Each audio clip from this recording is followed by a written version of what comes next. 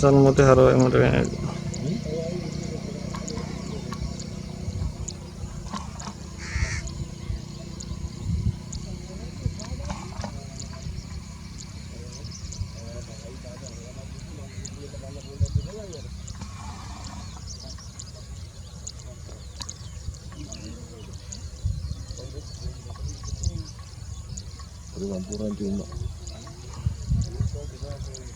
ඒ 300ක් විතර නෑ නේ.